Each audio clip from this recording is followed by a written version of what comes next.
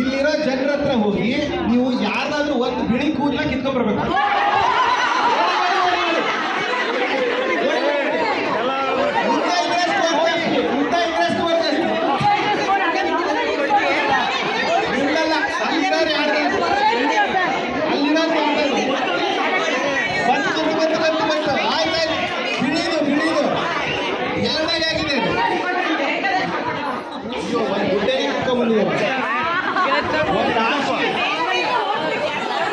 ನಿಮ್ದ ಸರ್ ಇದು?